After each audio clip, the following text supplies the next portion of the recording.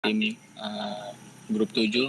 Pada kesempatan ini kami akan mempresentasikan hasil akhir project layout planning yang kami kerjakan dengan pendekatan SLP dan dua algoritmanya utama yaitu Corelab dan Craft.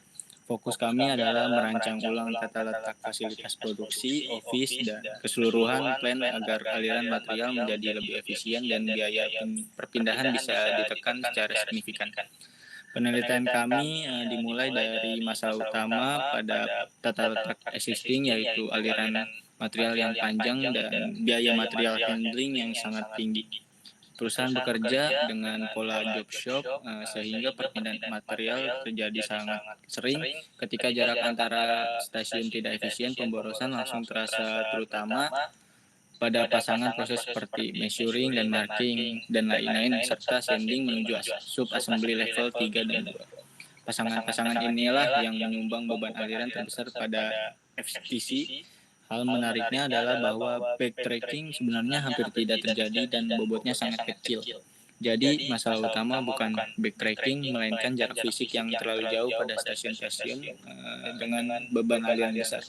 Selain itu, area subassembly juga menjadi titik penting karena menjadi pusat perakitan bertingkat. Jika tata letaknya tidak mengikuti urutan proses yang logis, maka timbul potensi penumpukan WIP. Waktu tempuh material yang panjang dari risiko bottleneck.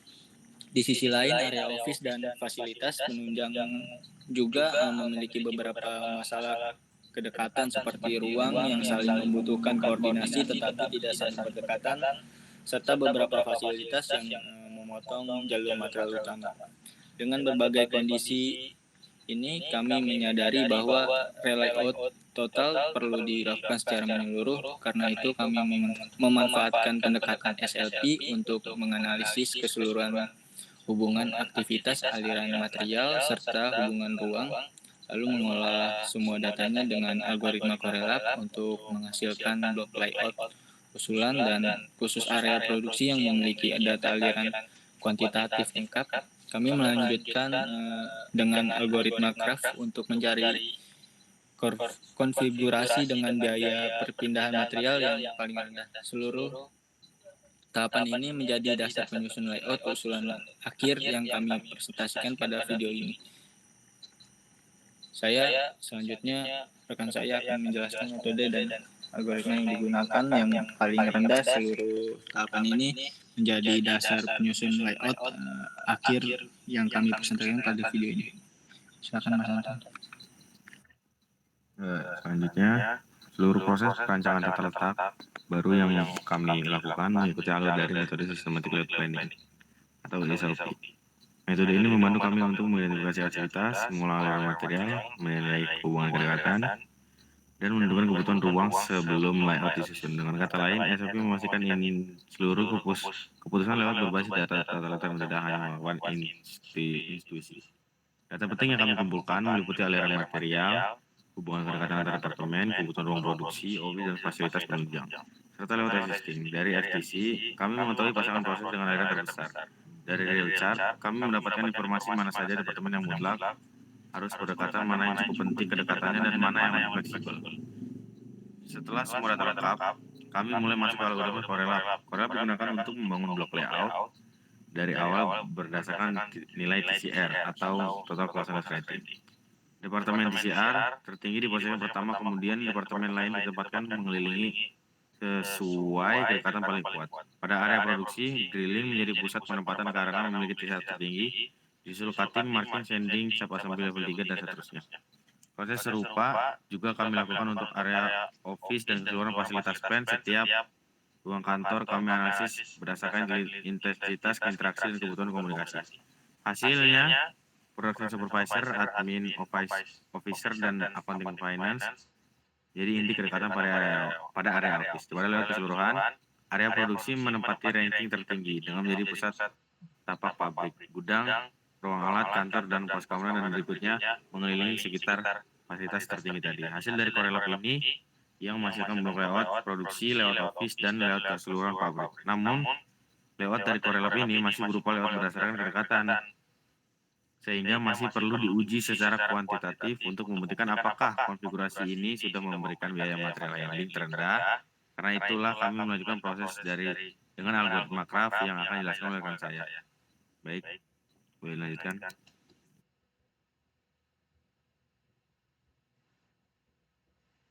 Oke, baik. Terima kasih Mas Anton.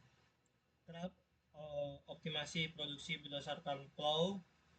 Jika Corelab membantu kami membangun layout baru dari dasar, maka Craft berfungsi sebagai alat untuk menguji apakah layout tersebut eh, layout tersebut eh,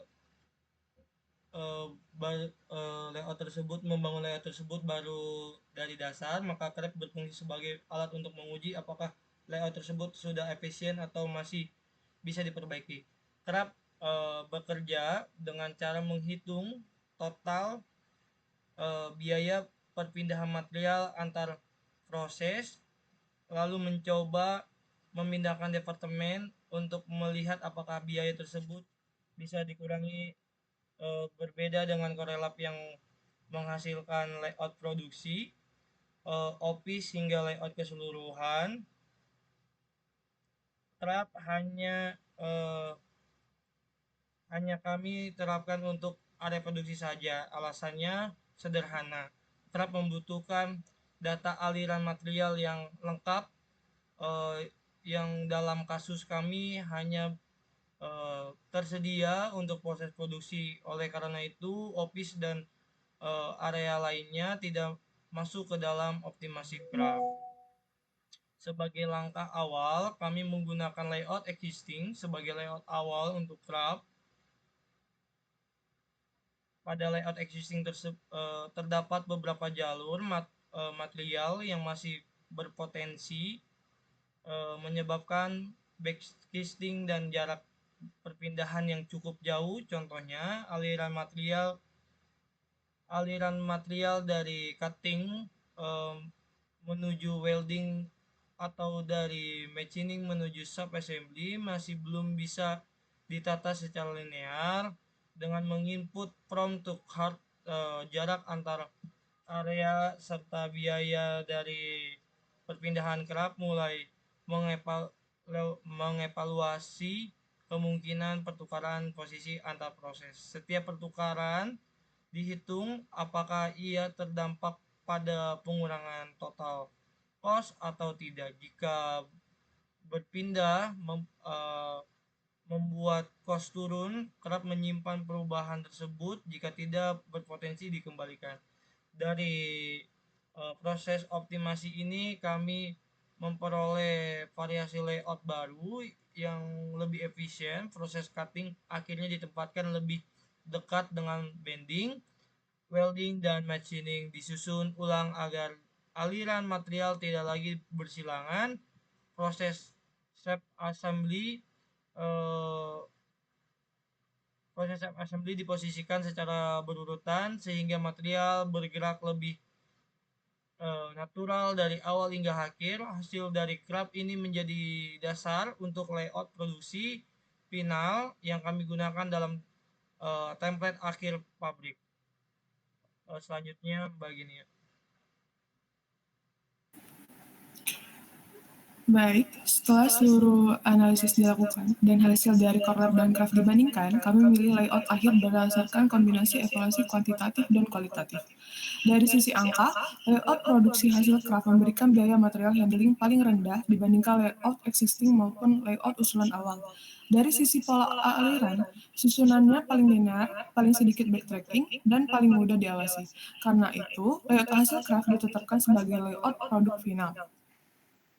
Layout office dan layout keseluruhan pabrik tetap mengacu pada hasil Corelab karena area-area tersebut tidak memiliki data aliran kuantitatif sekompleks area produksi.